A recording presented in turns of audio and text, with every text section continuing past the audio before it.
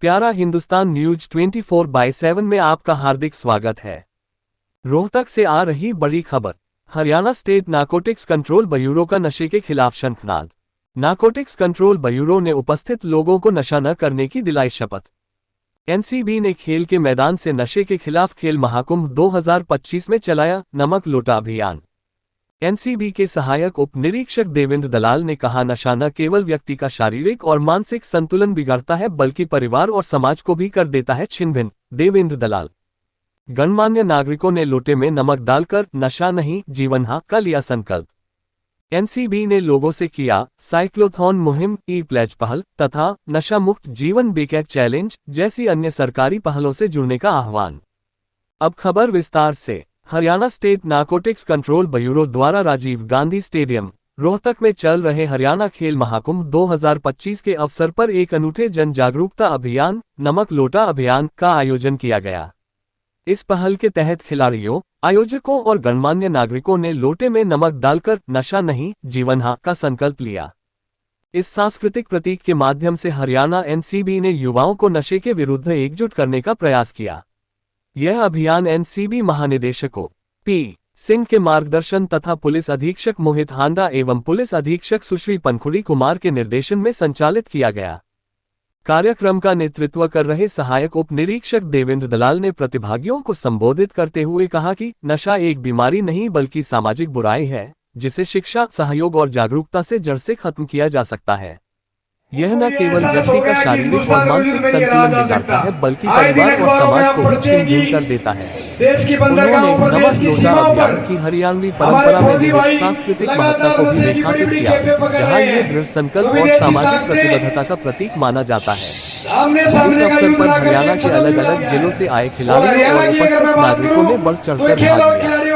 अभियान के दौरान साइक्लोथॉन मुहिम, ई प्लेज पहल तथा नशा मुक्त जीवन बेकैक चैलेंज जैसी अन्य सरकारी पहलों से जुड़ने का आह्वान भी किया गया। अंत में उपस्थित सभी लोगों को नशा न करने की शपथ दिलाई गई और यह अपील की गई कि अगर किसी को नशा तस्करी की जानकारी मिले तो वे तुरंत इसकी सूचना टोल फ्री नंबर 1933 90508 -91508 और www.insmanas.gov.in पर ब्यूरो ने भरोसा दिलाया कि सूचना देने वाले का नाम और पहचान पूर्ण रूप से गोपनीय रखी जाएगी और त्वरित कार्रवाई की जाएगी। रोहतक से अनिल कुमार सैनी की विशेष रिपोर्ट। अपने जीवन में कभी भी प्रतिबंधित दवाओं का वह किसी प्रकार के नशे का सेवन नहीं करूंगा। अन्य लोगों को भी ऐसा ना करने के लिए प्रेरित करूंगा।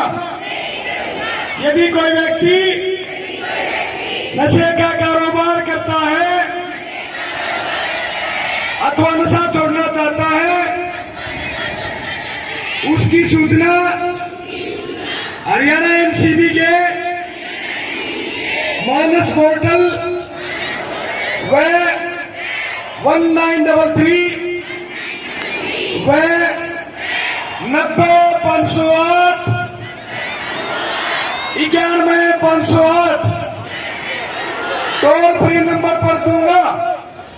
बच्चों, मैं हरियाणा एनसीबी से आया हूं, एसआई देवेंद्र।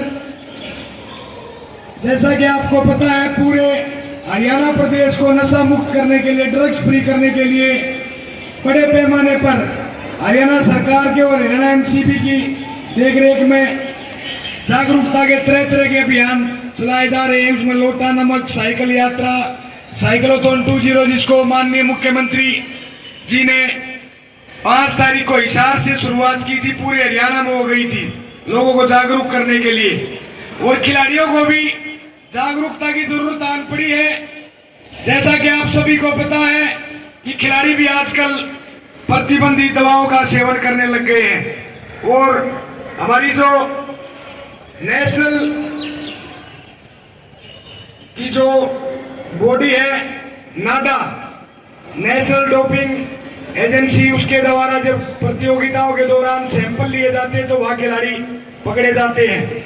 और जब इस विश्व स्तर पर, अंतर्राष्ट्रीय स्तर पर हमारे खिलाड़ी खेलने जाते हैं तो वाडा वर्ल्ड डोपिंग एजेंसी जब वहाँ सैंपल लेती वहाँ भी कुछ खिलाड़ी पकड़े गए हैं। तो एक बहुत ही चिंता का विषय है आप सबके लिए, हमारे लिए, इस देश के लिए, क्योंकि जब राष्ट्रीय स्तर पर किसी प्रदेश का खिलाड़ी पकड़ा जाता है तो उस प्रदेश का नाम खराब होता है।